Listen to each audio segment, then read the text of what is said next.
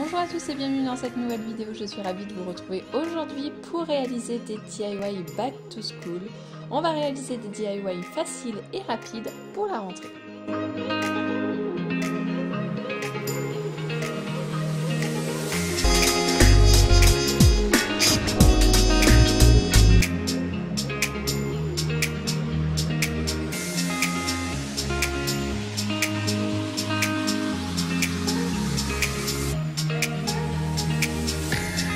On commence tout de suite avec ce premier DIY. Pour cela, vous allez avoir besoin de petits pots en verre comme ceci. Donc là, ce sont des pots de confiture que je recycle. J'ai simplement enlevé la petite étiquette avec du dissolvant. Je suis venue nettoyer mes petits pots et ensuite, on vient donc les peindre avec de la peinture blanche.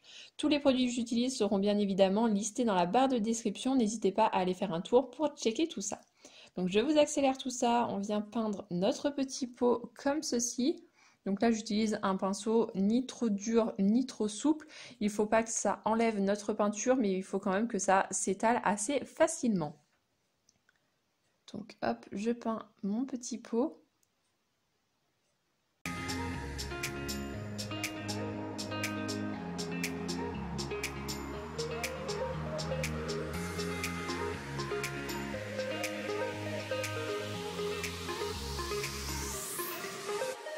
Une fois qu'on a peint notre petit pot, on n'oublie pas de faire le dessous juste comme ça. Moi, je ne vois pas l'intérêt de faire le fond complètement, mais si vous voulez, vous pouvez bien évidemment le faire. Pour les petits pots en verre, il va falloir donc 2 couches, 2 à 3 couches. Ma peinture est assez épaisse, donc 2 couches suffiront, mais bien évidemment, vous pouvez ajouter une 3e couche si vous voulez que ça soit un peu plus opaque. N'hésitez pas à faire bien sécher entre les deux pour que ça soit vraiment parfait. Et donc je vais faire exactement la même chose avec mon deuxième petit pot et voici le résultat une fois nos 2 pots finis avec 2 couches. On vient ensuite prendre notre petit vernicole et on va en mettre partout sur le blanc pour que ça tienne vraiment aux rayures. S'il y a un petit peu d'eau ou autre, il faut vraiment que ça résiste. Une fois qu'on a mis notre vernicole et qu'on a laissé sécher plusieurs heures, on va prendre une petite ficelle comme ceci avec notre pistolet à colle chaude et on va coller vraiment la partie du dessus pour que ça soit un tout petit peu plus esthétique. Donc je mets ma colle et hop, je viens mettre comme ceci ma petite corde. Donc faites attention à ne pas vous brûler surtout, n'allez pas vous faire du mal. N'hésitez pas à prendre un petit bâtonnet en bois ou alors la pointe du ciseau pour appuyer votre corde sur la colle pour éviter que ça vous brûle. Donc je fais tout ça jusqu'en haut. Donc je vous accélère tout ça, je vous mets tout ça en musique et on se retrouve juste après, une fois qu'on aura vraiment fait tous les tours et qu'on sera à la finition.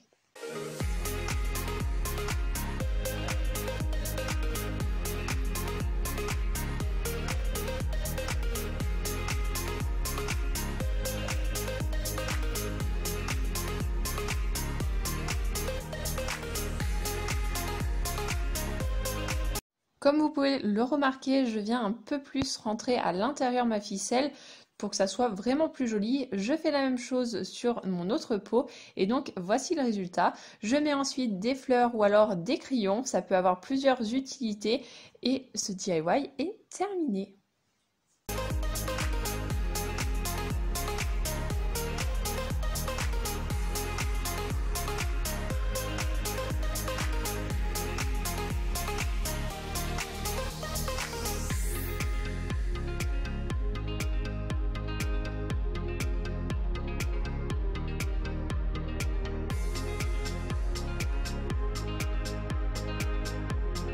Après les pots, on passe donc au crayon et on va s'attaquer au crayon de papier. Pour cela, vous allez avoir bien évidemment besoin de crayon de papier, mais je vais prendre également une petite feuille de ponçage pour poncer la pellicule brillante, un petit peu vernie de mon crayon de papier. Donc je vais vraiment pas enlever totalement la couche de peinture, mais ça va permettre juste d'enlever la première et d'avoir un petit peu plus d'accroche une fois qu'on va peindre nos crayons. Donc bien évidemment, si vous avez un crayon de papier de la couleur que vous souhaitez, vous n'avez plus qu'à le personnaliser. Cette option est vraiment optionnelle. Tout dépend de la couleur que vous souhaitez avoir pour vos crayons de papier et de la couleur initiale de vos crayons. Donc hop, on ponce tout ça et voilà le résultat. Je vous montre vraiment le résultat qu'on veut obtenir. Il faut vraiment hop, vous voyez qu'on ne voit plus cet aspect brillant. Je fais la même chose sur les deux autres. Donc voilà nos petits crayons de papier une fois terminés. Et on va ensuite passer donc à la couleur.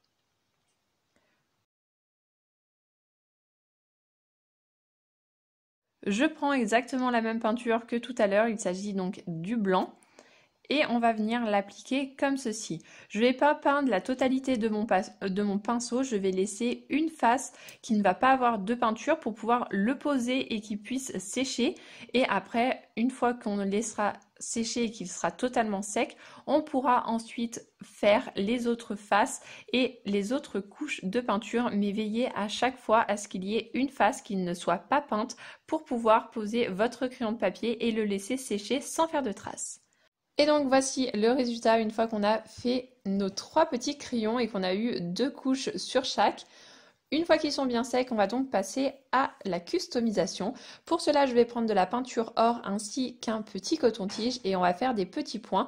Je vais vraiment axer le dégradé de petits points sur le bout de mon crayon de papier.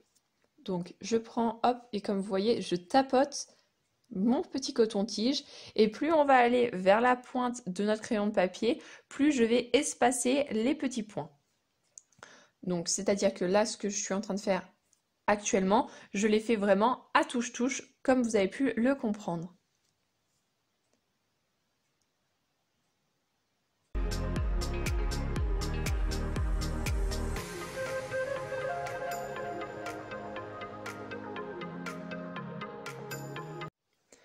Je viens ensuite faire les 2 autres petits crayons. Là, je vais faire quelque chose d'un tout petit peu plus différent. Je vais vous zoomer un petit peu pour que vous puissiez voir un petit peu mieux. Je prends un Posca noir et je vais simplement marquer Happy un petit peu partout sur mon crayon de papier. Bien évidemment, vous pouvez marquer tout ce que vous souhaitez. Donc, je marque comme ceci. Vraiment, il vous faut quelque chose, un stylo vraiment assez fin. Donc là encore, je vous ai mis dans la barre de description le Posca en question. Et on va donc en marquer vraiment partout.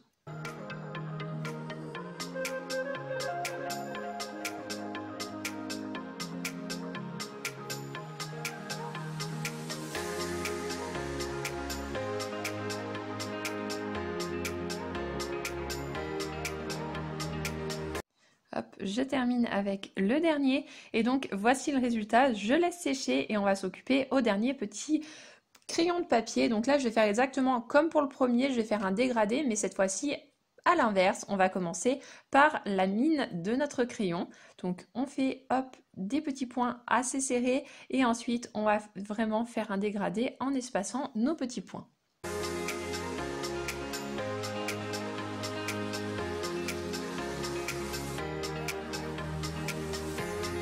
Une fois que le résultat vous convient, vous allez les sécher, et vous allez donc passer du vernicole. On relaisse sécher et ensuite vous pouvez vous occuper avec vos petits crayons de papier. Ils seront enfin prêts.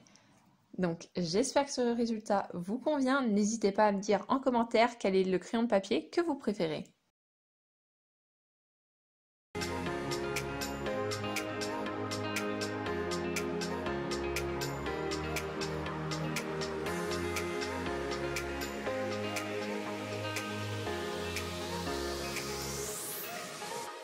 Pour ce troisième DIY, on va passer à la pochette cartonnée. Donc là, elle est toute blanche ordinaire, comme vous pouvez le remarquer.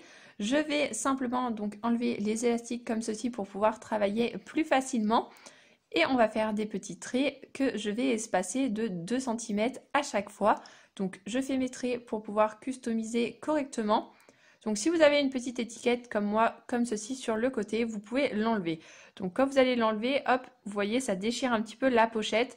Ce n'est pas grave étant donné qu'après, on va remettre une étiquette. Bien évidemment, si elle s'en va toute seule sans enlever la pochette cartonnée, ce n'est pas grave. Mais si jamais ça vous arrive, pas d'inquiétude, ça va aller. Donc hop, je continue, j'enlève ma petite étiquette. Et on va ensuite passer à la customisation, donc à la peinture. On va faire des petits traits, comme vous avez vu, en or et en blanc pour rester un petit peu dans le thème de toutes mes petits ustensiles, mes petits DIY pour la rentrée. Donc je commence avec les petits traits blancs et on va en faire donc 1 sur 2. Je vous accélère tout ça et on se retrouve bien évidemment juste après, une fois qu'on aura un petit peu plus avancé.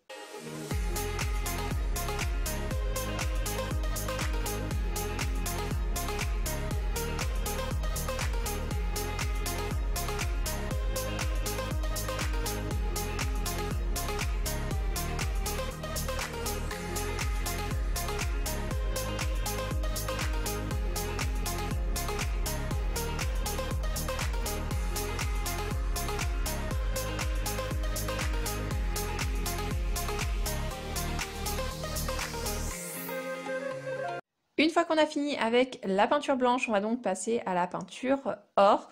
Donc là, je vais faire exactement la même chose. On fait attention à ne pas déborder sur les lignes. Mais après, si jamais vous débordez, pas d'inquiétude. Là encore, vous pouvez rattraper tout ça avec un pinceau vraiment fin pour que vos traits soient vraiment très droits. Je vous laisse encore avec la musique et en accéléré et on se retrouve juste après.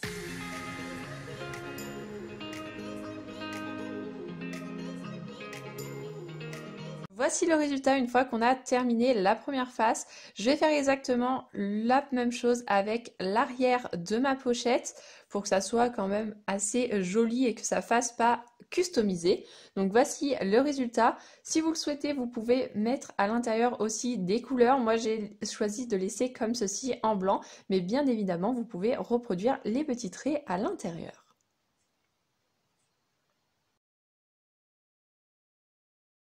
Attention, ce n'est pas terminé, on va ensuite customiser un petit peu notre pochette. Pour cela, on va prendre donc une petite feuille autocollante que je vais hop, découper comme ceci. Donc je fais 16 et en largeur, on va mettre donc hop, 1,5.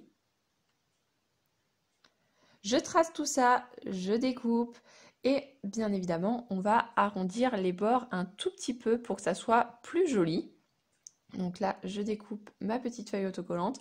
Bien évidemment, je la découpe avec le derrière. Là, elle est encore collée. Donc, j'arrondis ensuite les bords. Ensuite, je décolle la partie autocollante et je n'ai plus qu'à la poser là où il y avait à l'initiale l'autre. Donc, hop, je la colle et vous n'avez plus qu'à marquer votre matière ou à quoi sert votre pochette.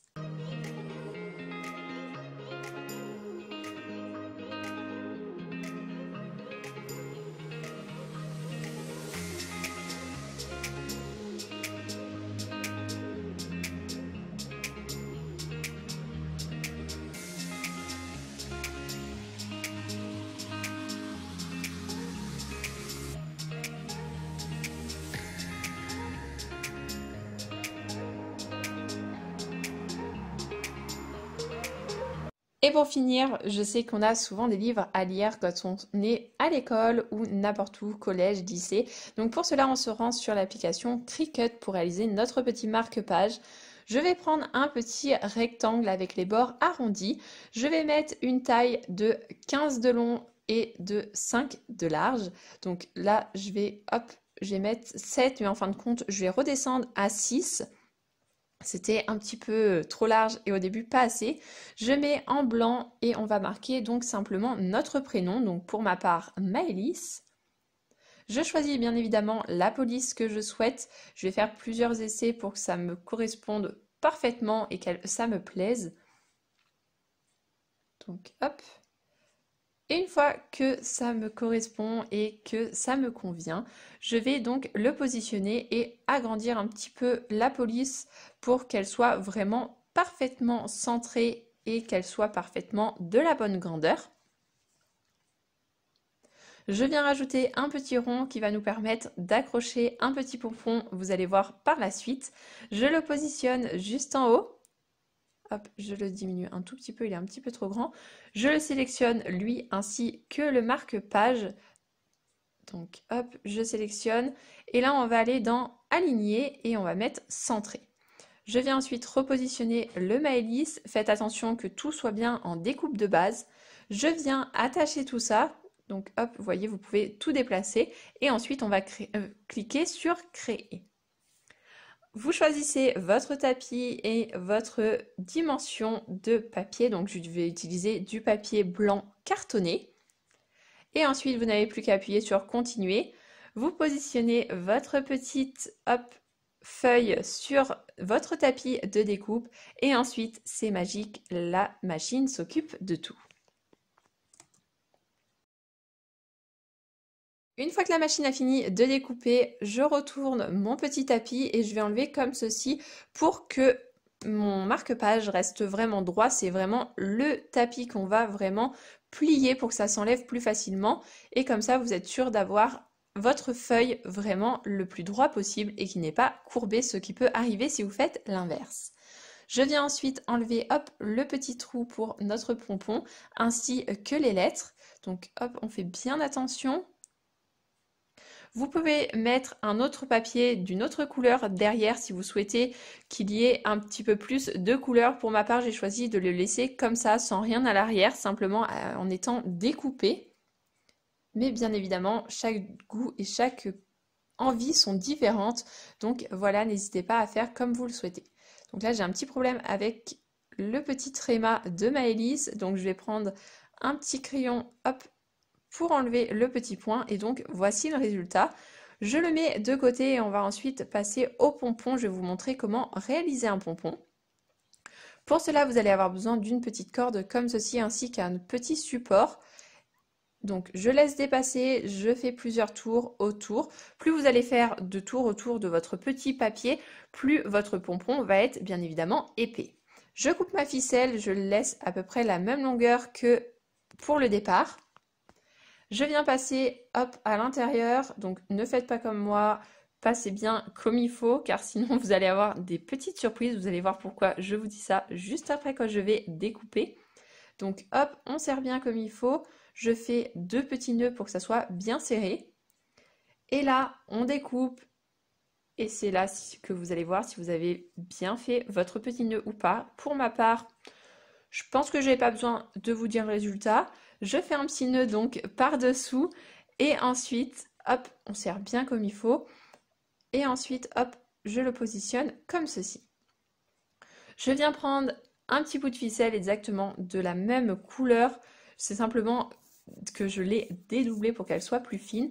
Et on va faire des petits nœuds comme ceci pour réaliser la forme de notre pompon. Je serre bien, je retourne mon petit pompon et je fais exactement la même chose. Je fais 2 autres nœuds de l'autre côté.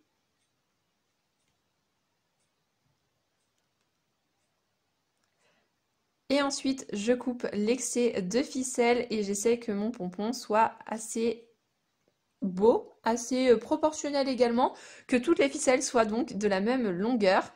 Je pose mon pompon sur la table et je vais donc prendre un petit peigne et on va simplement le brosser pour que ça fasse vraiment cet aspect vraiment pompon, cet aspect fluffy.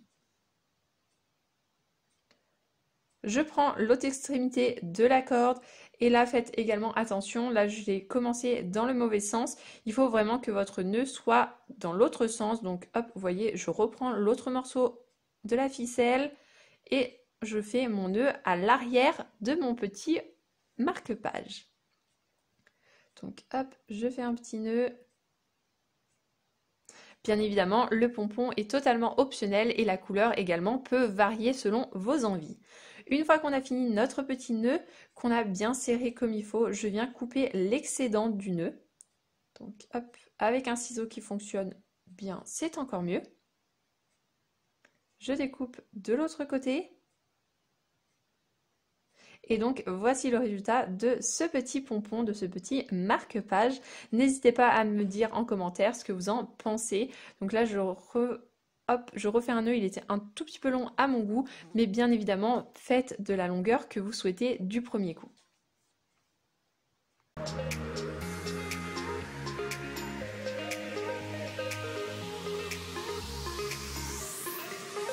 Et voilà, cette vidéo est maintenant terminée, j'espère que le résultat vous aura plu. N'hésitez pas à me dire en commentaire quel est le DIY que vous avez préféré. N'hésitez pas à liker ou à vous abonner à la chaîne si ce n'est toujours pas fait. Je vous dis à très vite dans une prochaine vidéo. Attention, la semaine prochaine, rendez-vous mardi à 10 h sur le blog. Et on se retrouve jeudi en plus de samedi ici sur YouTube.